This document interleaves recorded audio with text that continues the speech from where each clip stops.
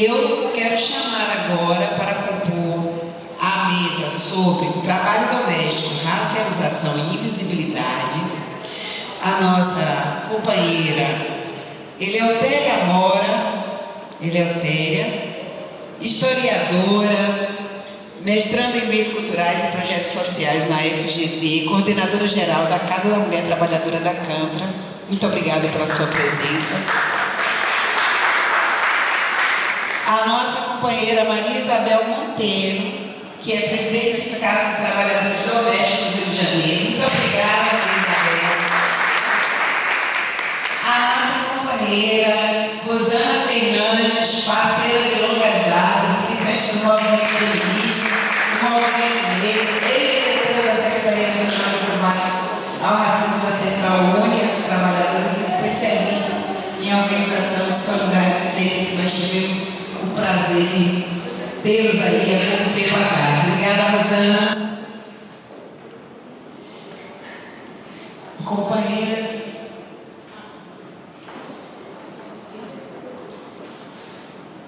dá uma ajeitada aí, Patrícia, para caber todas as bandeiras.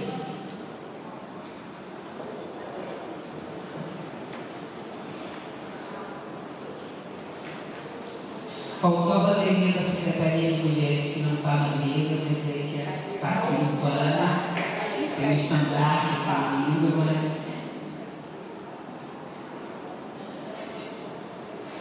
Então vamos organizar aqui a mesa, companheiras, 20 minutos para cada uma, a gente pode...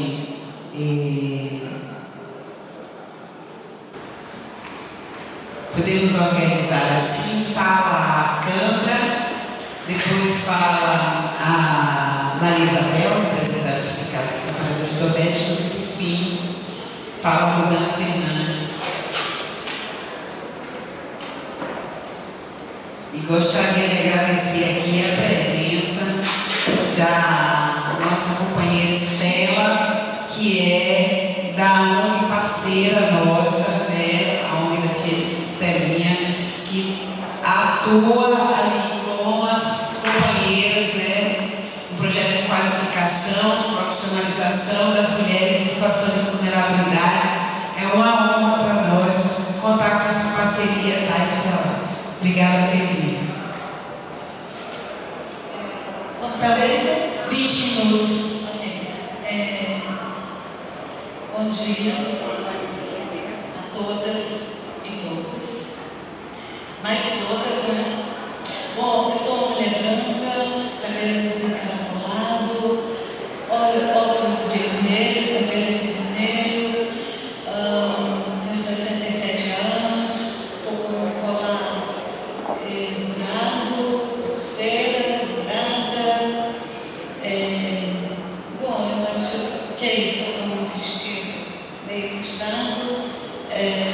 Bom, eu sou Eleutéria Mora, eu sou da Casa da Mulher Trabalhadora, tenho 67 anos, tenho 3 filhas e sou uma militante.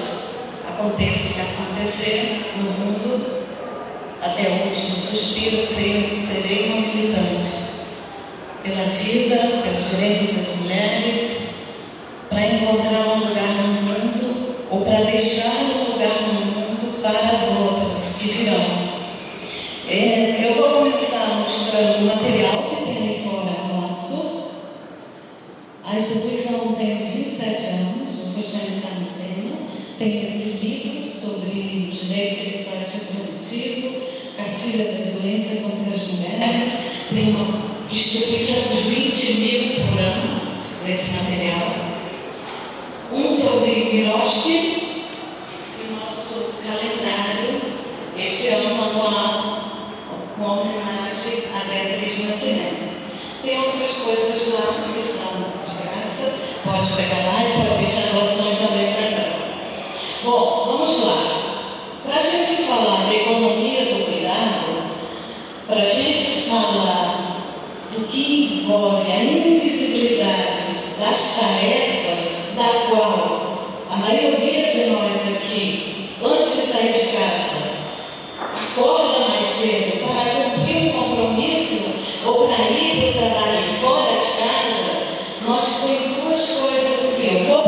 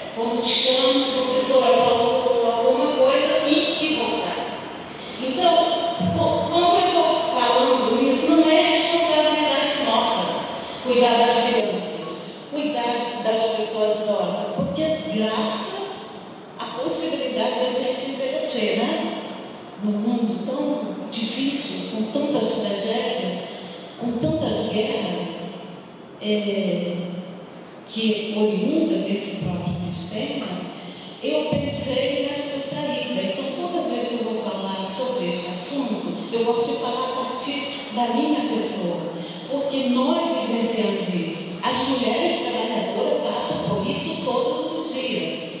Me pergunta, como você conseguiu? Já que agora eu moro só. Os filhos se foram, cada uma está nas suas casas e tal.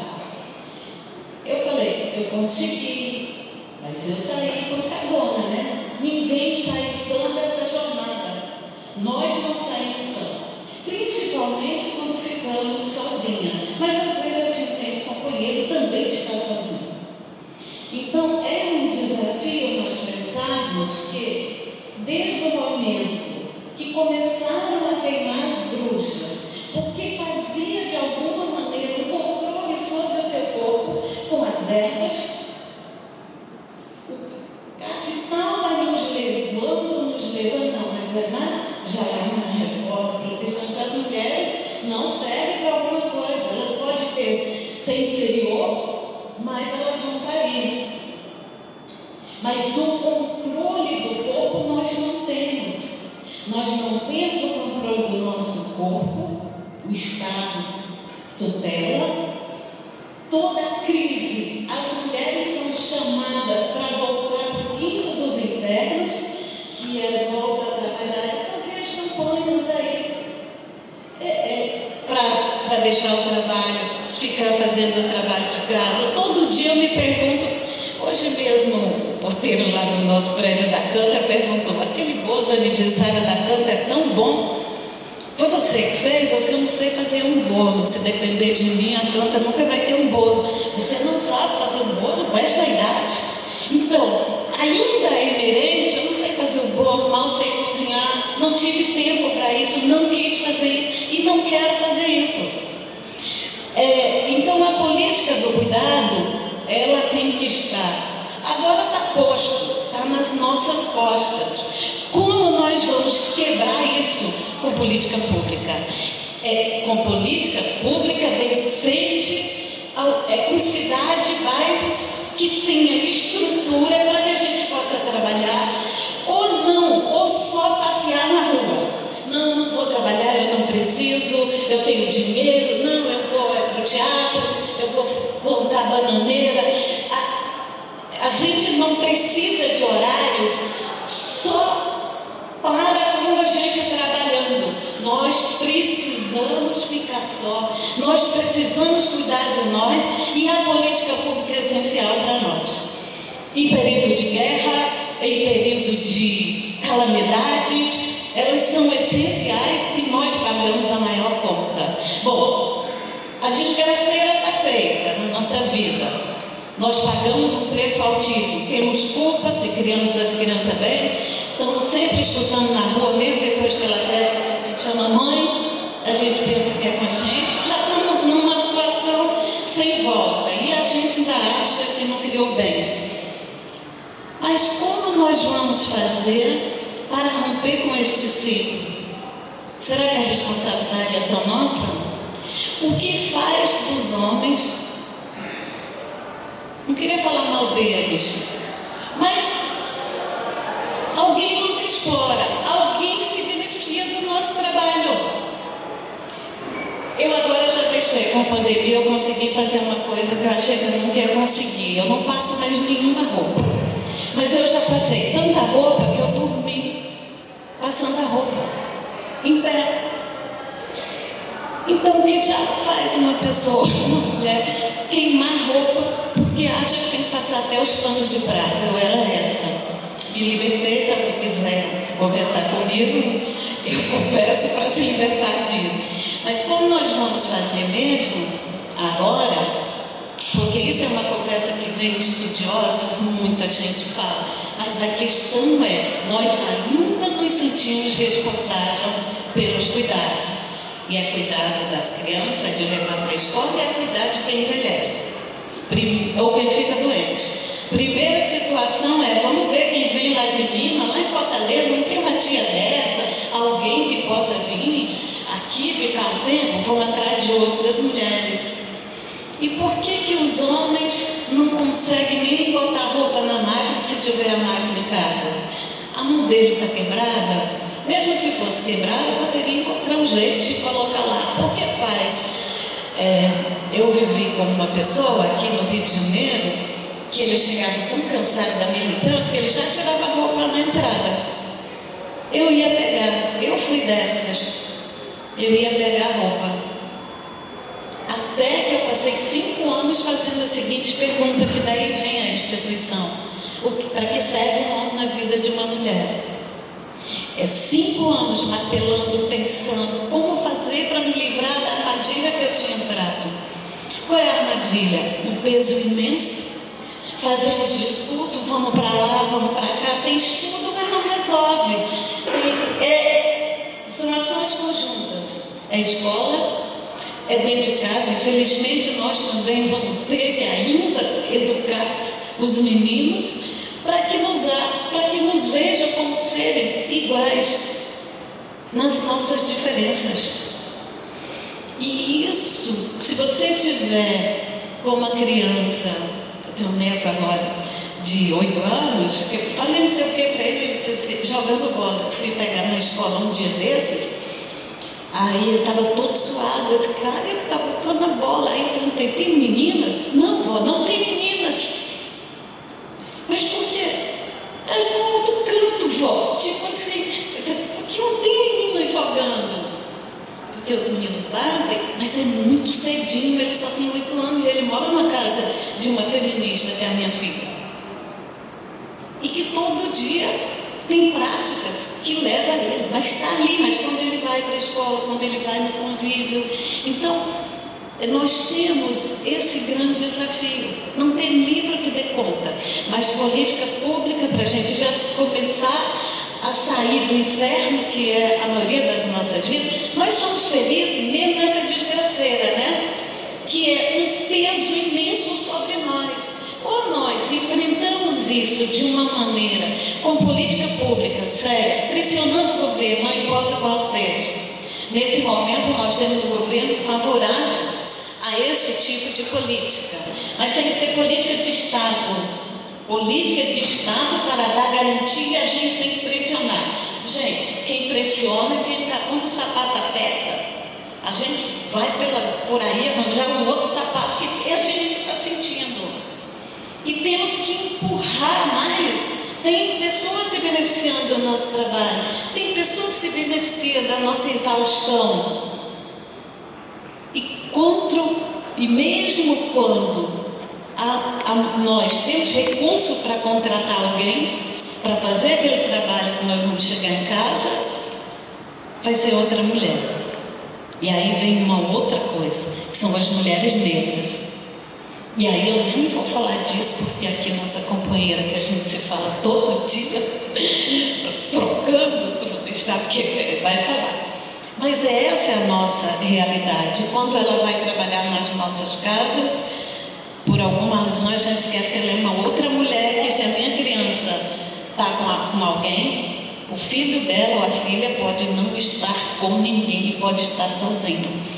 Então nós temos desafio, quanto mulheres contemporâneas que votamos, que mesmo dizendo que a Madonna é isso, aquilo, daquilo outro, ela é transgressora. Então todas nós temos que ser transgressoras também para romper com esse ciclo de violência, de controle sobre os nossos corpos, de políticas públicas que impede você de estudar.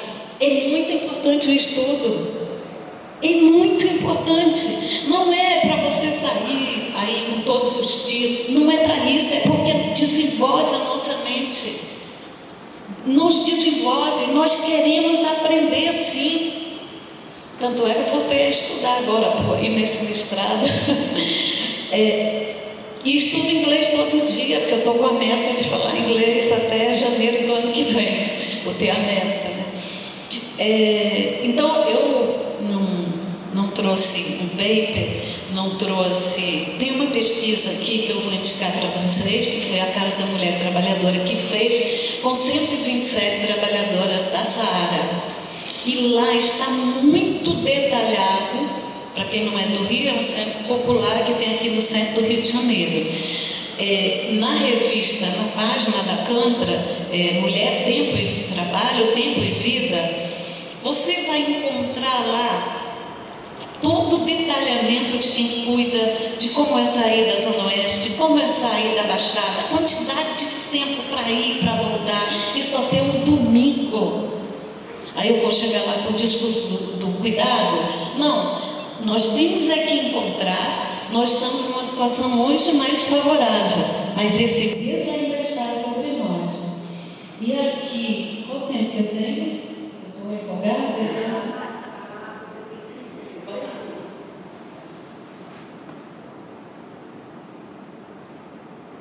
Então, nós temos companheiras que vivem uma situação pior do que a nossa. E nós não podemos pensar só em nós. É preciso, ao meu ver, nós teremos que ser muito transgressora para quebrar esse ciclo de trabalho exaustivo e te dizer que nós somos responsáveis. E ainda temos que parir, né? Para quem quer parir. Também não idealizo gestação. É difícil, é bom, mas é difícil. Eu achei. Então, um Estado que tutela o corpo, um Estado que diz se você pode parir, se você não pode parir, se você pode fazer um aborto, se você não pode, venhamos e convenhamos. Então vamos voltar para as garrafinhas? Aliás, muitas mulheres usam sim, porque não têm dinheiro para fazer um procedimento legal e legal, que quem tem acesso são as mulheres que têm dinheiro. E as que não têm, quem é do Rio de Janeiro, nós sabemos o que acontece. E aonde está sendo vendido alguns medicamentos? Eu moro na entrada de uma favela. Para entrar na minha casa, passo por águas. E é um condomínio caro. Mas passa, todo dia, né? E se sabe que se vende várias coisas, inclusive medicação. Qual é a segurança que nós temos disso? Então, assim, nesse pouco tempo que tem, para mim, políticas públicas é decisivo para melhorar a vida das mulheres. E a gente tem que empurrar e pressionar os governos para a educação na saúde. Em todos os órgãos, nós temos que estar com uma discussão, mas não é só o discurso, em relação à carga de trabalho. Se nós vamos voltar por 36 horas de trabalho, para as mulheres deveria ser 30. Porque a gente já trabalha quando sai de casa, e a gente está contribuindo com o produto interno bruto. Eu nem vou entrar nessa discussão agora do produto. Mas nós temos que ter consciência que se tem uma riqueza no mundo, parte desta riqueza fomos nós, com o nosso trabalho grátis, forçado. Porque mesmo doentes, nós nos levantamos para fazer aquilo que está entranhado na nossa vida. E o que é pior, ele está colado conosco. Se a gente não vai, se sente culpado. Viva as mulheres, viva as bruxas e vamos sair da culpa.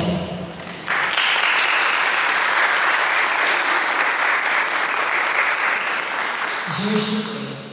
Obrigada, Eutéria. Maria Isabel com a palavra, 20 minutos.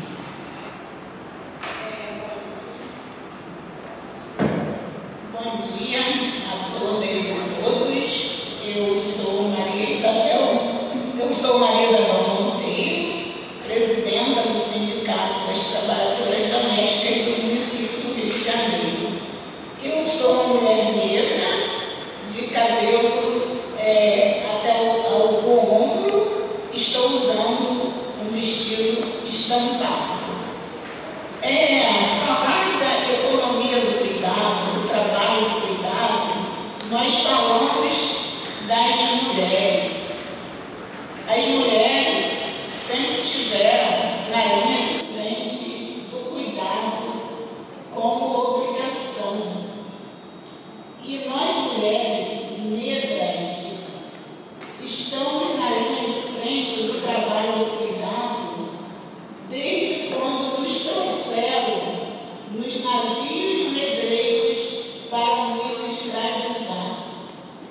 nós somos obrigadas a ser amas de leite, a ser mucamas e ainda fomos exploradas sexualmente.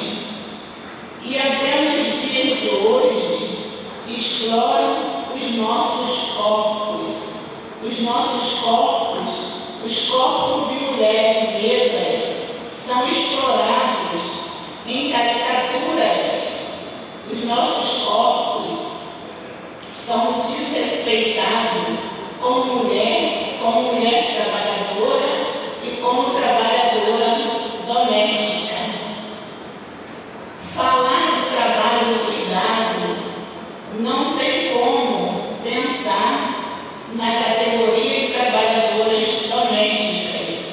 E quando nós falamos do trabalho doméstico, como a Isaltéria expressou aqui no último minuto da sua fala, sobre o produto interno bruto, fala-se que nós, trabalhadoras domésticas, não estamos produzindo economia em nosso país. Mas se formos pensar nas 7 milhões de mulheres trabalhadoras domésticas que estão dentro da casa, de 7 milhões de famílias trabalhando, cuidando dos filhos dessas outras famílias, cuidando dos idosos, cuidando da casa, será que nós não estamos fazendo parte dessa economia? Por que nos tornaram invisíveis como mulheres trabalhadoras domésticas? Por que tornar esse trabalho invisível?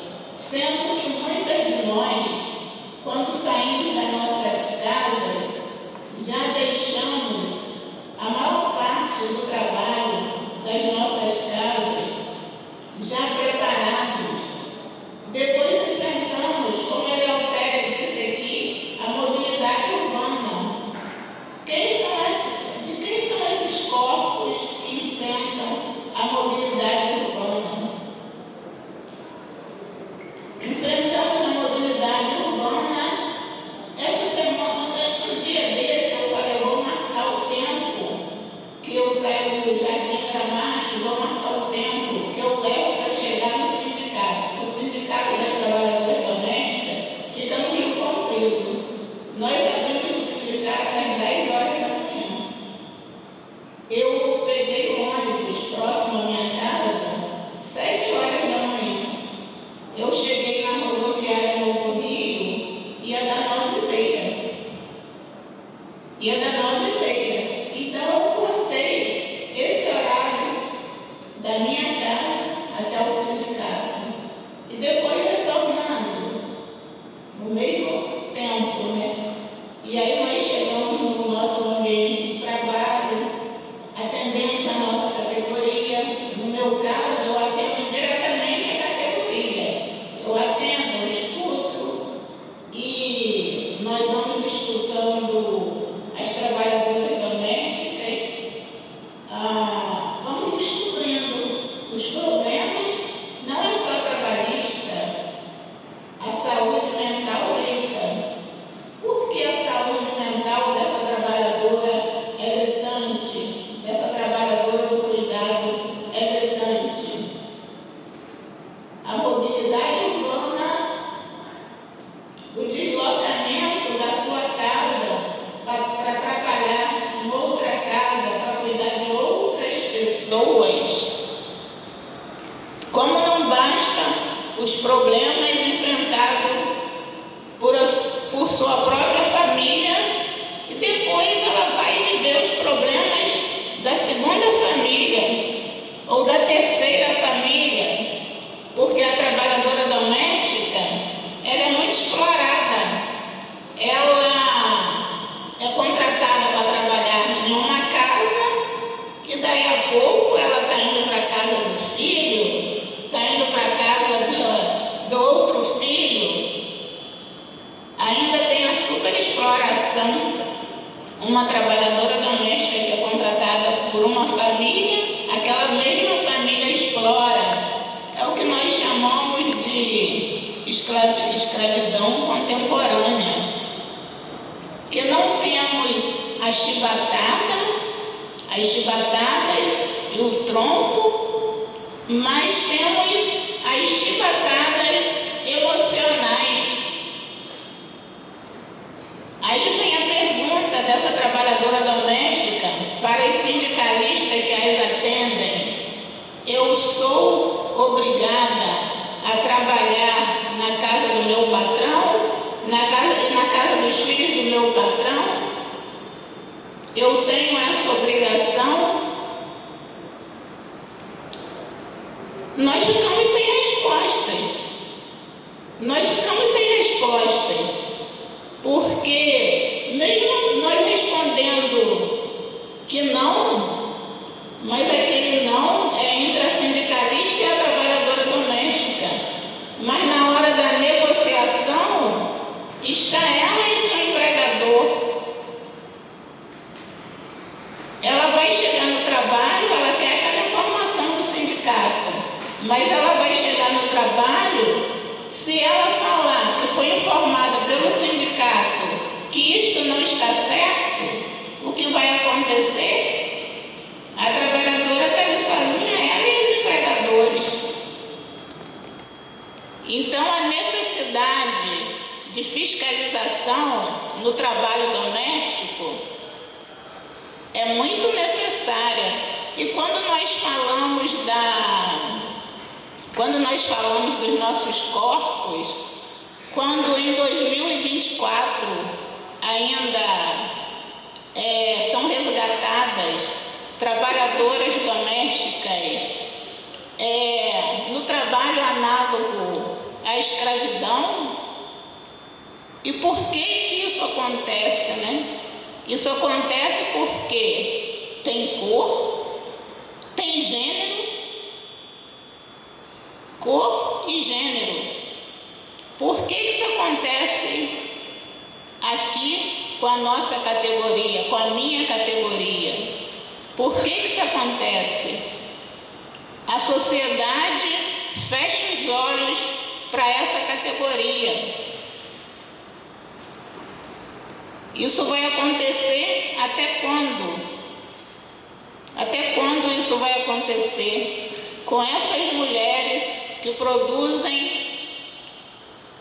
Eu acredito que a categoria de trabalhadora doméstica deve estar pode não estar entre as primeiras, mas dentro da quinta categoria que fazem a produção do nosso país girar, a economia girar. Eu acredito que é uma categoria que deve estar entre as quintas do Brasil.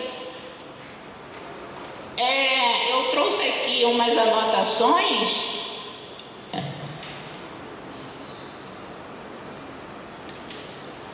Eu gosto muito de trabalhar com o que está na nossa Constituição, na Constituição Federal, porque a Constituição Federal diz lá no artigo 6 os direitos previstos pela Constituição Federal, e é parágrafo único que nós temos direito à saúde, à educação, o trabalho, o lazer, a segurança, a previdência social, a proteção à maternidade e à infância e assistência aos desamparados.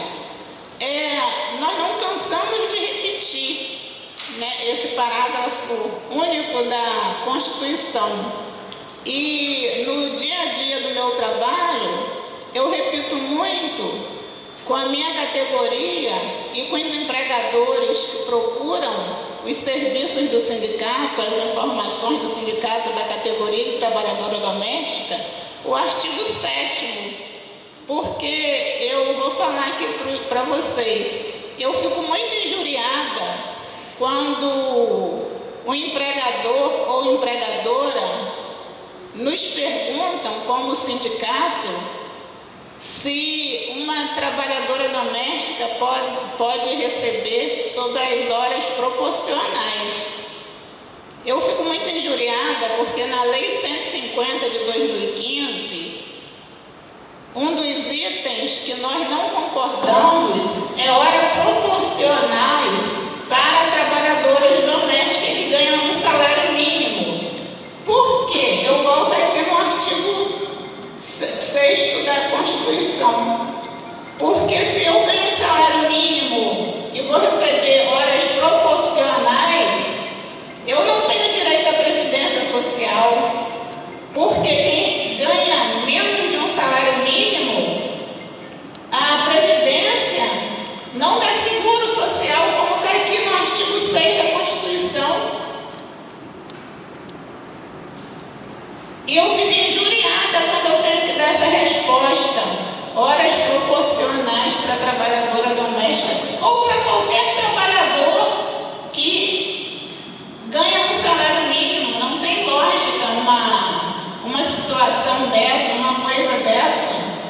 E eu volto também na Constituição, que fala, a parte da Constituição que fala dos direitos humanos, né? Direito universal, direitos humanos, a Declaração Universal de Direitos Humanos. Todo indivíduo tem direito à vida, à cor, raça, sexo, religião, opinião política. E estabelece a inviolabilidade do direito à vida. Eu não tenho que inventar, eu não tenho que criar, porque muitos itens, muito artigo, muitos parágrafos que estão na Constituição, se fosse cumprido, né, nós seríamos trabalhadoras e trabalhadoras mais felizes. Aí eu volto a falar aqui que, como ainda se encontram as trabalhadoras domésticas resgatadas no trabalho análogo à escravidão, agora nós temos até a oportunidade de saber, né? Porque antes nós nem tínhamos. Em 2017, foram 2 trabalhadoras domésticas resgatadas, 2018, 2, 2019, 5, 2020, 3 trabalhadoras domésticas, 2021, 31 trabalhadoras domésticas resgatadas, 2022, 34 trabalhadoras domésticas resgatadas e 2023, 24 trabalhadoras domésticas resgatadas. E agora também nós tivemos a oportunidade, a clareza de ter a lista suja com os nomes desses empregadores, o que antes, no governo anterior, foi proibido. E nós tivemos já essa oportunidade de consultar a segunda lista suja dos empregadores. E nessa última lista suja, saíram 43 nomes de empregadores e de trabalhadoras domésticas. Fora os fazendeiros, né? Porque os fazendeiros também estão incluídos. Mas eu fiz questão de frisar os 43 nomes de empregadores. E dentre essas trabalhadoras domésticas, muitos casos marcantes, uma senhora resgatada de 84 anos, uma de 90 anos, né? E teve também, né, o trabalho infantil, a Madalena Gordiano, que foi uma trabalhadora doméstica que foi resgatada em Minas Gerais. Ela iniciou trabalhando para essa família inclusive de educadores, né, de professores. A Madalena começou a trabalhar nessa casa, ainda criança, e foi resgatada com quase 50 anos. Sônia Maria de Jesus, esse caso é muito marcante, né, gente, da Sônia Maria de Jesus. Também é muito marcante, muito doloroso.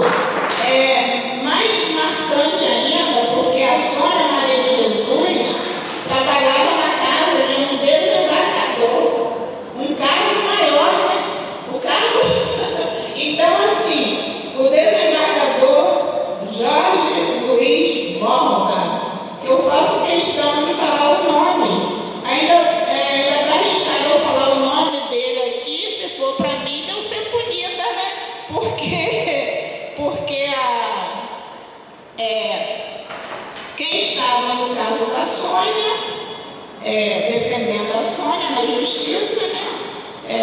Que estava sendo julgado, sendo punido, né? Pelo caso da Sônia. Quem acompanhou é que sabe do que eu estou falando. E ainda eu tenho tempo? Desculpa. 6 minutos? 3 minutos? Então, eu vou concluindo que eu acho que muita gente, eu acredito que aqui muitos sabem e outros não, né? A primeira lei para as trabalhadoras domésticas, ela foi criada em 1º de maio de 40, ela foi criada em 1972. A primeira lei para a categoria de trabalhadora doméstica. E a lei 5.859. E em 72 nós já tínhamos praticamente 30 anos de direitos trabalhistas das outras categorias, né? Porque quando foi criada as leis trabalhistas, na década de 40, em 42, 43, a minha categoria e a categoria dos trabalhadores rurais, duas categorias muito importantes para o nosso país, que ficaram fora das leis trabalhistas. E em 2006, que a categoria foi ter direito a feriados, mas lá em 72, os nossos direitos não eram obrigatórios, eram diferenciados. E em 2006 avançamos mais um pouquinho e tivemos direito a 30 dias de férias, a feriados civis e religiosos e a licença maternidade. Em 2013 tivemos a PEC da doméstica, que foi o pacote de emenda constitucional, que nos deu direito à hora extra. E em 2015 nós tivemos a aprovação do Fundo de Garantia por Tempo de Serviço. Mas as maiores dificuldades da minha categoria é ter esses direitos cumpridos.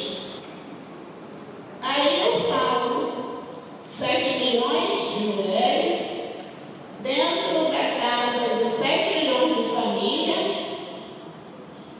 e fala-se que é um trabalho invisível, eu não sei porquê, é um trabalho que é discriminado pelos nossos corpos, mas invisível nunca. Ele é bem visível, ele é bem visível. Então eu quero agradecer a organização desse evento por ter me dado essa oportunidade de fazer alguns esclarecimentos aqui e também deixar uma mensagem que cada um de vocês que estão aqui, que conheceu uma trabalhadora doméstica, falam para ela que elas têm direitos. E direito não se reduz, direito se amplia e direito se respeita. Obrigada. Muito obrigada. Nossa última palestrante dessa mesa, Rosana Fernandes, por favor, com a palavra. Bom dia a todas as companheiras. Eu tenho certeza que os homens que estão aqui vão se sentir contemplados com as companheiras, porque durante muito tempo a gente se sentiu contemplada, mesmo a gente questionando, mas a gente sempre se sentiu contemplada quando eles cumprimentavam somente os homens, né? Então eu acho que hoje a gente pode, inclusive porque a gente está num espaço onde a maior parte aqui são mulheres, e isso não é um desmérito. Eu acho que quando a gente pode cumprimentar um companheiro a partir de companheira, a gente valoriza inclusive a partir de toda a luta, toda a vivência, toda a experiência que nós mulheres podemos passar, dividir e compartilhar com os companheiros homens, né? Então eu tenho certeza que eles não se sentem desprestigiados, mas compreendem que nós mulheres temos uma força na sociedade que é extremamente importante. Queria primeiro saudar a companheira Anne, parabenizar e falando, você citando o nome da Anne aqui, referenciar a todas as companheiras, toda a direção do CCJUF, que compreende a necessidade e a importância desse debate. Queria saudar minhas companheiras Isabel e a companheira Eleutéria, aqui que está dividindo esse momento comigo. A Vera, sacanagem, né? Assim, tipo, companheira de luta de muito tempo, amiga, querida, então. Mas queria, em nome da Rosane Silva, cumprimentar todas as companheiras que estão aqui e prestar demais assim a minha solidariedade a tudo que o povo do Rio Grande do Sul está sofrendo, está passando. Rosane é uma companheira gaúcha, tem companheiros, pessoas que estão ali naquela cidade. A gente fica muito solidários a tudo que eles vêm enfrentando e a gente não sabe medir, a gente não consegue mensurar a dor dessa população, e a gente minimamente tem que desejar que os nossos governantes tenham mais juízo e que a gente consiga compreender que o desmatamento, que o não investimento qualificado nas pessoas e nas áreas urbanas está nos trazendo tragédias diárias, sabe? Então eu queria muito cumprimentar a todos e todas aqui a partir da companheira Rosane Silva. Gente, olha, às vezes eu escrevo um monte de coisa, quem me conhece sabe disso, e eu normalmente não consigo seguir, porque tudo que é trazido pelas demais companheiras aqui são questões muito importantes.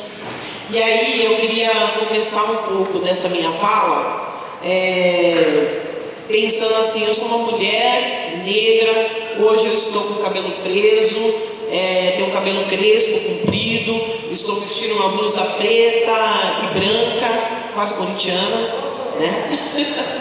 E tenho muito prazer de estar com vocês aqui. Estou usando óculos e os nossos passos, eles não são passos que são construídos agora. Os passos de luta das mulheres, mas em especial das mulheres negras, são passos que são construídos há muito tempo. A nossa luta, nossas reivindicações. Eu acabei de ouvir a companheira Maria Isabel aqui falando sobre as trabalhadoras domésticas. E muita gente fala assim: nossa, as trabalhadoras domésticas têm 70, 80 anos de muita luta. São companheiras que estão reivindicando carteira assinada, direitos, proteção social há 80 anos. E não é verdade. Quando a gente pensa na história da constituição desse país, a gente percebe como que as mulheres negras foram inseridas no mercado de trabalho. E foi da forma mais precarizada. E boa parte dessas companheiras foram inseridas no mercado de trabalho a partir do trabalho doméstico. Trabalho doméstico que muitas vezes ele era pago a partir somente do direito à moradia, precária inclusive, e direito à alimentação, que na sua grande maioria era o resto da comida dos donos daquelas casas, dos donos de engenho. A luta das mulheres negras, ela vem de muito antes.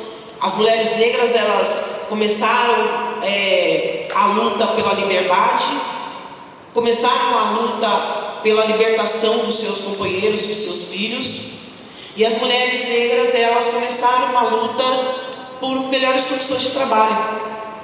Então essa luta das trabalhadoras domésticas, elas vem de muito tempo. A luta das mulheres, ela vem de muito tempo. Os nossos passos, eles infelizmente estão sendo construídos até hoje, mas não vai parar na gente. Infelizmente, não somos nós que estamos aqui nessa sala que iremos conseguir transformar essa sociedade racista, sociedade machista, sociedade homofóbica. A gente vem do sistema feudal, depois a gente passa por um sistema capitalista e que a gente compreende perfeitamente que para manter esses sistemas hegemônicos no mundo todo, a gente precisa de algumas opressões. E é claro, é óbvio que o machismo e o racismo, eles são determinantes. Eles são determinantes na vida das mulheres, eles são determinantes na vida da população negra e eles são determinantes, em especial, na condição de trabalho da nossa população.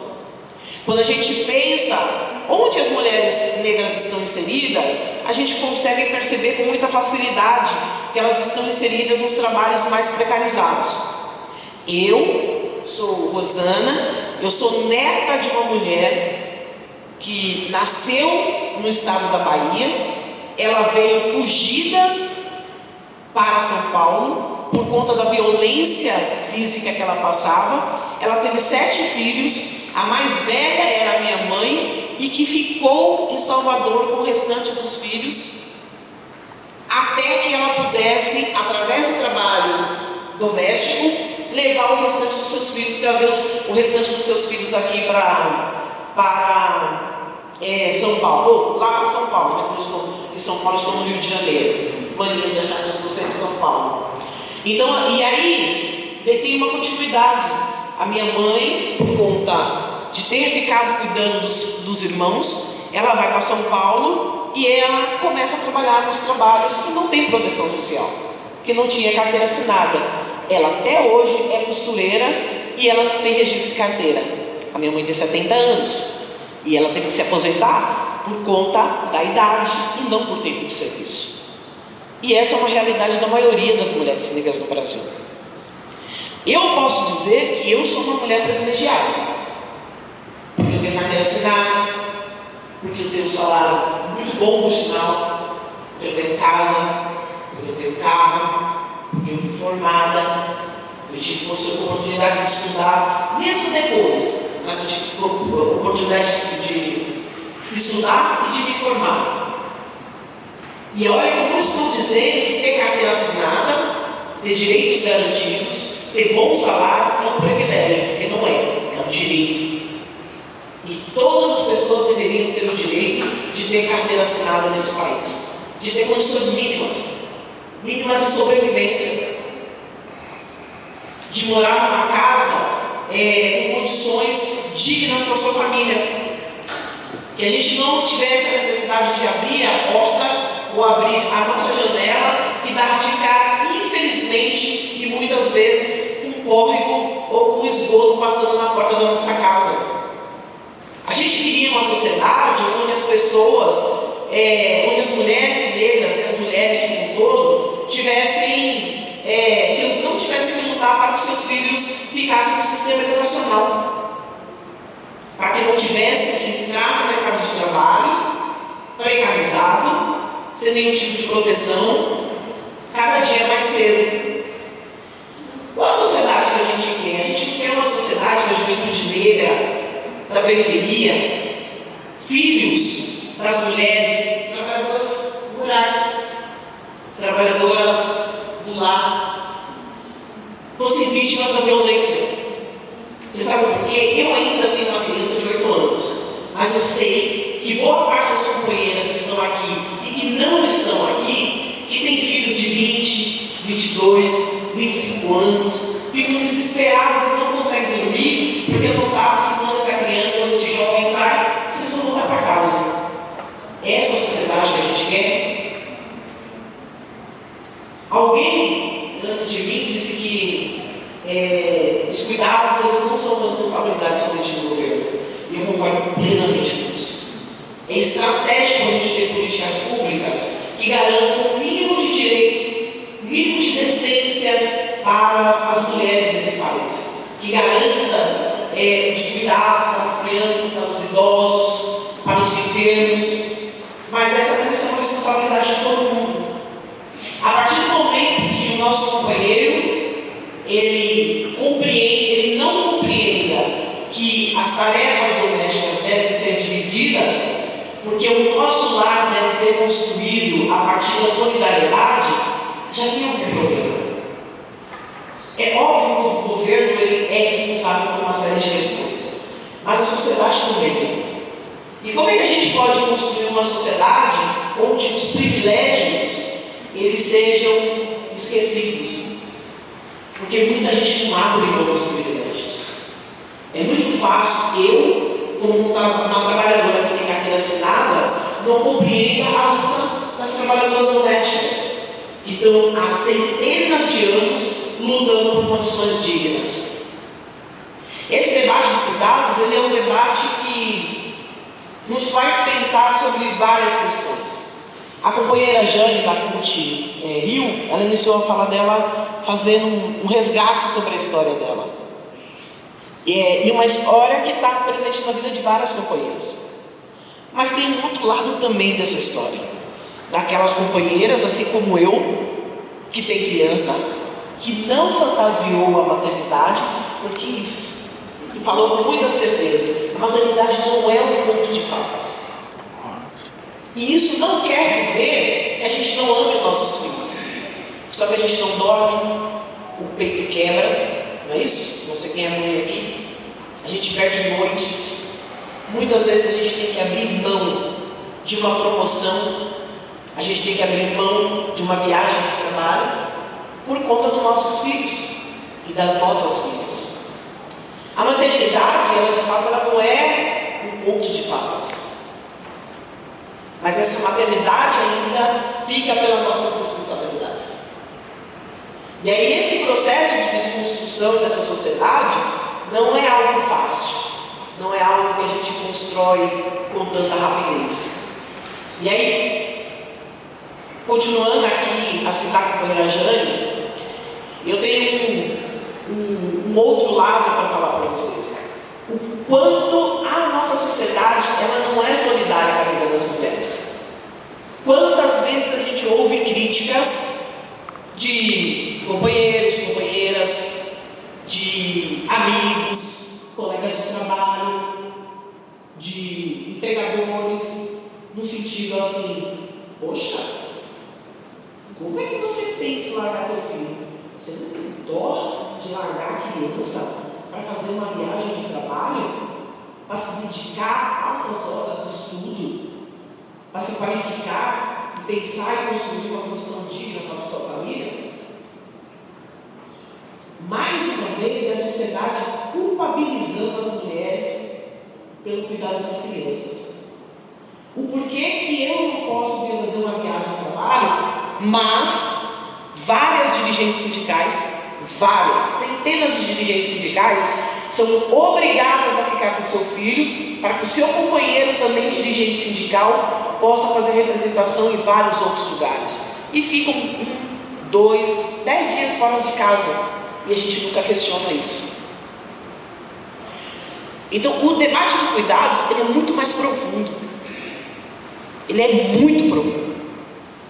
E, infelizmente, a gente não vai conseguir avançar nos próximos 10, 15, 20 anos. Mas a gente vai fazer a nossa parte. A gente vai tentar minimamente construir uma sociedade onde as pessoas, de fato, compreendam que nós só teremos uma sociedade justa, igualitária, participativa, onde 54% da população brasileira tem condições dignas, a partir do momento que a gente construir uma sociedade que entenda que os cuidados ele é necessário para homens e para mulheres. Que a divisão sexual do trabalho não é somente um debate bonito que nós mulheres feministas fazemos. Que o debate do cuidado e a divisão sexual do trabalho, ele é importante para que as mulheres tenham condições dignas na nossa sociedade. Esse é um debate que a gente vai fazer por muito tempo ainda. E a solidariedade, a compreensão de um mundo diferente, ele vai partir necessariamente por esse debate. Eu tenho tanta coisa para falar, mas eu não sei quanto tempo eu tenho.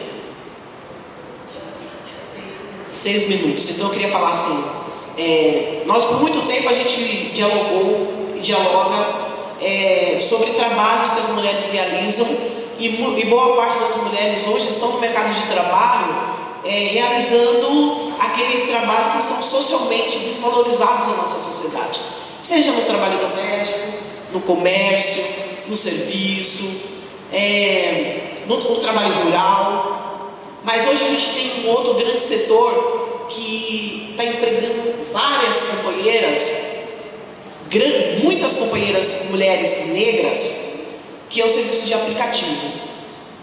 E quando a gente conversa com essas mulheres, em sua grande maioria mulheres negras, a gente consegue perceber como esse trabalho é ainda mais precarizado. Outro dia, há pouco tempo atrás, o presidente Lula ele fez uma fala numa negociação pela regulamentação do trabalho de aplicativos no Brasil, e ele falou que os trabalhadores trabalham de fraldão. Tirou um negócio, um vulco-vulco na nossa sociedade, como se o Lula tivesse inventado essa frase. Tirasse lá no fundo do baú, ele está com vontade de falar uma coisa e falou isso. Quando vocês começam a conversar com as mulheres trabalhadoras de aplicativos, vocês começam a perceber qual é a condição dessas mulheres. Elas não têm onde tomar água, elas não têm onde usar banheiro, elas não têm onde trocar o absorvente. São mulheres que não conseguem pilotar moto ou andar de bike no período da maternidade e pós-maternidade. E por não ser um trabalho reconhecido, elas passam mais de anos sem ter condições de sustentar sua família. Então percebam como que esse debate dos cuidados, mas o debate sobre a vida da mulher, ele é algo que a gente ainda vai trabalhar muito na nossa sociedade. E aí eu queria mais uma vez, para finalizar aqui, não passar meu tempo, essa questão de cuidados, ela passa sim pelo governo, mas ela passa também por uma questão importante, que é a transformação de uma sociedade. Qual é a sociedade que a gente quer? Qual é a sociedade que a gente sonha? Qual é a sociedade, qual é o lugar da mulher nessa sociedade? A gente quer ter o poder também econômico, a mulher quer ter o poder político, a mulher ela quer estar em qualquer lugar, e para ela estar em qualquer lugar, ela necessariamente precisa ser respeitada, ela precisa ter condições, ela precisa ter salários dignos. Eu sou uma privilegiada por estar nesse espaço, mas não sou uma privilegiada por ter carteira assinada, porque isso deveria ser um direito para todas as mulheres, seja ela do trabalho doméstico, seja ela do campo, seja ela da cidade. A transformação da sociedade passa necessariamente pelo respeito e pela solidariedade da nossa população. Obrigada.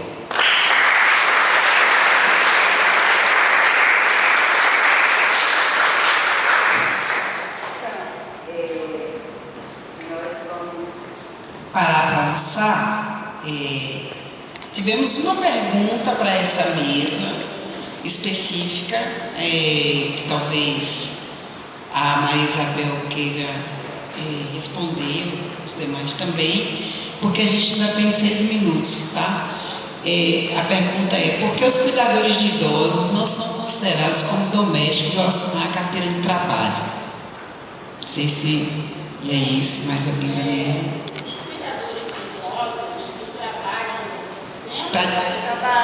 Tá baixo, deve estar desligado. Os cuidadores de idosos que trabalham dentro da residência, eles estão na função do trabalho doméstico. Só que os cuidadores de idosos, eles têm que exigir dos empregadores que colocam na carteira de trabalho a função que ele exerce, que ele ou ela exerce. Mas eles são do trabalho doméstico também. Todas as funções, toda a categoria de trabalhadora doméstica que trabalham dentro da residência, todas as funções, cozinheiras, copeiras, diaristas, passadeiras, caseiros, motoristas particulares, todas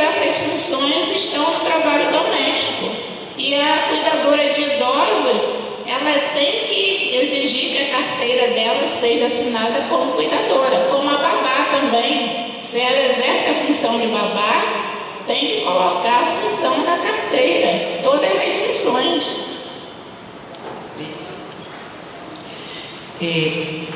Jane, a gente está em cima do laço. Se for